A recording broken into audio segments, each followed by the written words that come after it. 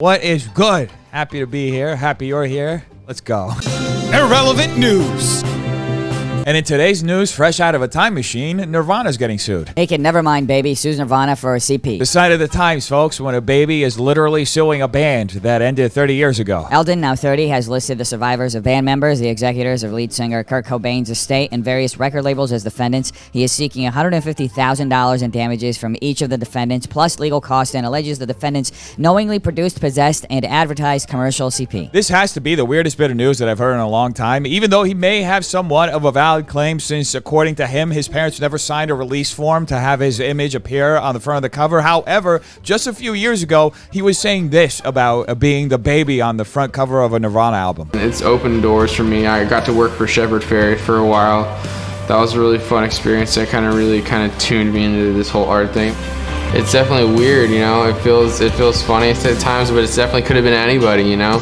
So then it also makes me feel lucky. So if you look at it like that, it feels pretty cool. So when you look at it from that lens, he definitely benefited from being on the cover of one of the most well-known albums in pop culture history. I mean, it even helped him get a job with one of the biggest artists in the world. But then there are little details that just make this whole story sound really weird. Like, he was apparently motivated to file this lawsuit after the surviving members of Nirvana blew off his art show. At the end of the day, folks, it just feels a little weird to me because he's admittedly benefited from it. He's used it to get ahead professionally. He even recreated the photo shoot years later. He tattooed Nevermind on his chest, and then all of a sudden he has a change of heart and decides to sue everyone involved in the album cover for $150,000 each. It just feels like a money grab to me, but there's also that weird aspect that he was used in this album cover as a baby, and he didn't really even have a choice, so his life was drastically altered without him even having any input. And speaking of shit show, OnlyFans, how are they fucking up the bag now? OnlyFans says it will no longer ban porn in stunning U-turn after user backlash. Well, it sounds like somebody got scared of losing their entire platform overnight because they're doing an awful job moderating content for CP. According to a BBC investigation, U.S. Homeland Security and 101 members of Congress. Anyway, this is what OnlyFans had to say about the reversal. A spokesperson for the online subscription platform told CNBC that the proposed changes were no longer required due to banking partners' assurances that OnlyFans can support all genres of creators. Looking from the outside in, it seems that whoever is running OnlyFans is a fucking idiot because they have a gold mine of a creator economy and they can't even seem to hold their pants up, no pun intended. And by the way, I love the whole corporate speak behind them saying that they're trying to make sure that all genres of creators stay on the platform when they know very well exactly who is being targeted by their brand new guidelines, and it was vastly sex workers. And this whole debacle just showed how the decision makers over at OnlyFans are more than willing to throw their creator base under the bus. So hopefully the good thing that comes out of this is more competition and more platforms so that people can have more choices where to go and post their content and make money consistently rather than just depending on one place that could just throw them away like that. Oh, and here's another blast from the past. Tony Hawk is in the news. Tony Hawk is selling 100 skateboards painted with his actual blood. Wait, this reminds me of something that happened earlier this year. I can't quite place my finger on it. Now that Tony Hawk has released skateboards with his blood painted on them and there was no public outrage, are y'all ready to admit y'all were never actually upset over the blood in the shoes and maybe you were mad for some other reason? Oh shit, this is getting deep. Especially when you consider that Lil Nas X also reacted to the situation by commenting this on Instagram. Nah, he tweaking. And that comment, folks, set off an avalanche of similar comments all throughout Instagram. All day, all you could see was people commenting, nah, he tweaking, for literally no reason. Self-proclaimed free thinkers when Lil Nas X comments, nah, he tweaking. You know, for a while, people did think it was bots just flooding the platform. It made absolutely no reason until everyone realized that the only person who has enough power to do something like this is Lil Nas X. If I see nah, he tweaking in an IG one more time, I'm deleting the app. Well, that person better get their Twitter fingers ready and delete their Instagram because it doesn't seem like it's going away anytime soon. In fact, the 7-day forecast shows a whole hell of a lot. Nah, he tweaking. Unemployed dudes after a long day of spamming, nah, he tweaking in an IG. Well, that Twitter user is going to end up eating their words because I recently saw a job opening on Indeed for people who want to write nah, he tweaking all day, and it pays amazing salary and benefits in IOUs. Yeah, we tweaking, but only a little bit. We're aware that some people are having issues loading their comments. We're fixing that, and that some are seeing a bunch of comments saying, nah, he tweaking. What is that? More soon. Hey, shout out to Instagram for giving everyone the most meaningless update in the history of updates. Anyway, folks, Logan Paul stopped by the Call Her Daddy podcast to explain this weird photo with host Alex Cooper. So obviously I was fucked out of my mind. We went to the DJ booth and I had no idea that you were there. I wasn't paying attention to anything, just vibing. So then I turned and saw you and had a very visceral reaction like, oh fuck. A reaction of surprise and terror. I don't know if I'm the only one thinking this, folks, but it seems from the way that Logan Paul is describing his life on his podcast and now setting up this scene with Alex Cooper that he's been going on a blackout drunk bender ever since he stepped off the ring with Mayweather. So then I looked up and right next to you was some incredibly handsome man and he was staring right at me. There was a slight smirk on his face, almost imperceivable, like looking through me. And then it hit me, holy fuck. That is your mystery man. That's the guy. Hey, look at Logan Paul making realizations in real time. And then I realized he just watched me real time react to you, react to me seeing you within 3 feet of me.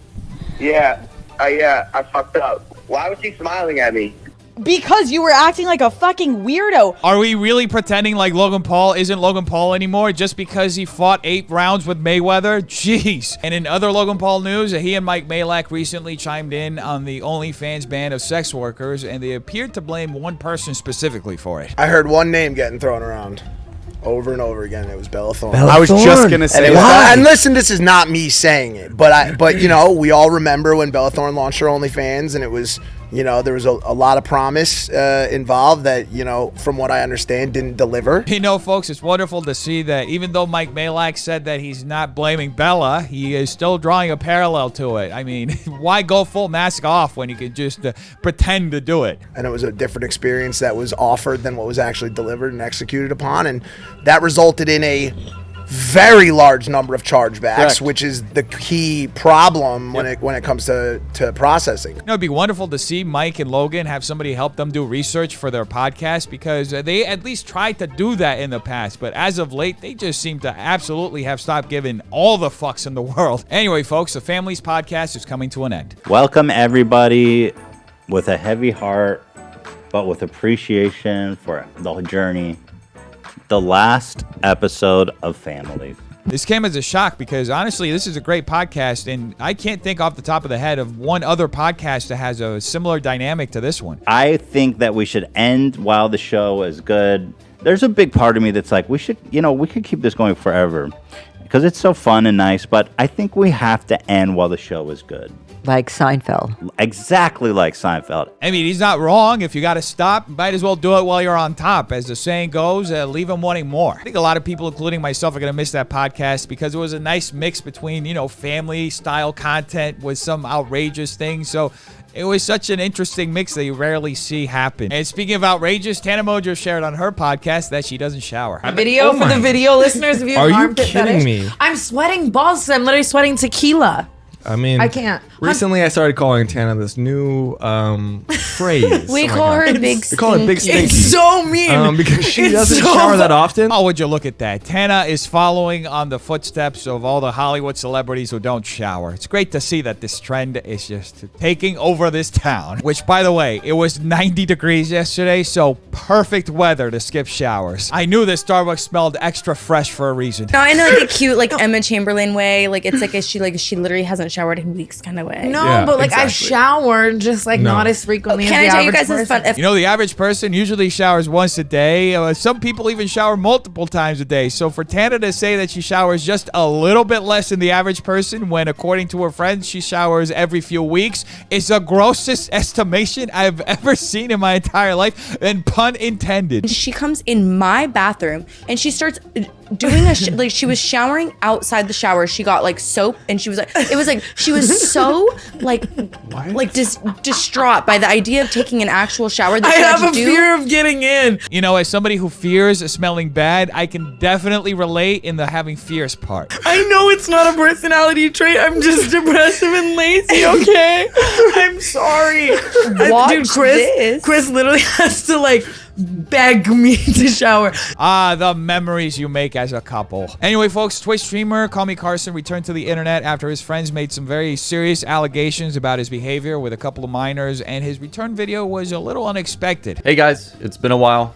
This isn't going to be your average YouTuber apology video, and I'm not going to make it long and drawn out. I've learned a lot this past year. I'm not seeking forgiveness, nor am I looking to make excuses. Okay. I'm sure some of you are expecting some long, drawn-out video explaining my truth of the situation, but I have no intentions of doing that. I'd much rather just tell you what I can do in the future. If he announces a new merch line, I am literally quitting YouTube. For the next year, I plan to donate 100% of my profits to charity, with a different charity being the focus each month. I mean, you can't really knock someone for donating to charity, especially in this point in history when this fucking pandemic is ruining everything. Now, before you start thinking of this as an excuse to sweep things under the rug, that's not what this is. I'm doing this because I want to turn a negative situation with a lot of eyes on it into something positive that can help a lot of people. Now, there are two sides in this debate. One that says that Carson is a G word, and another one that says that it was just a 2-year age gap. She was 17, he was 19. It wasn't that big of a deal. Now, regardless